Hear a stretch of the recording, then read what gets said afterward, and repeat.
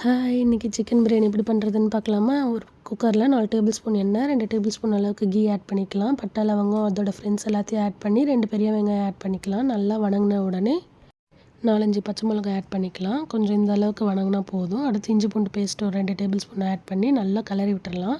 இஞ்சி பூண்டு paste add பண்ணும்போது கொஞ்சம் சிம்மு கம்மியாக வச்சுக்கலாம், இல்லைன்னா தீஞ்சிரும். அடுத்து பழுத்த தக்காளி ஒரு 2 தக்காளி ஆட் பண்ணி நல்லா கிளறி விட்டுறலாம்.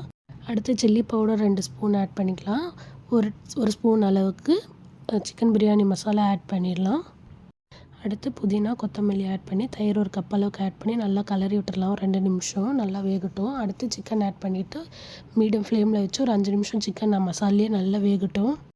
நல்லா வெந்ததும் தண்ணி தேவையான அளவுக்கு தண்ணி ஆட் பண்ணிக்கலாம். கொதித்ததும் உப்பு சரியாக இருக்கான்னு பார்த்துட்டு நல்லா கிளறி விட்டு க்ளோஸ் பண்ணி ஒரு 2 விசில் அளவுக்கு விட்டால் போதும். சைடில் சில்லி சிக்கன் போட்டுடலாம். சில்லி சிக்கனுக்கான ரெசிபி நான் தனியாக வீடியோ ஆட் பண்ணுறேன். விசில் போனோடனே ஓப்பன் பண்ணி பாருங்கள். சூப்பரான சிக்கன் பிரியாணி ரெடி ஆகிடுச்சு. ஒரு வாட்டி ட்ரை பண்ணி பாருங்கள். கமெண்ட் பண்ணுங்கள் எப்படி இருக்குன்ட்டு. சேனல் சப்ஸ்கிரைப் பண்ணிக்கோங்க. இன்ஸ்டா, FBயில் பார்க்குறவங்க பேஜ் மறக்காமல் ஃபாலோ பண்ணிவிடுங்க. பாய்.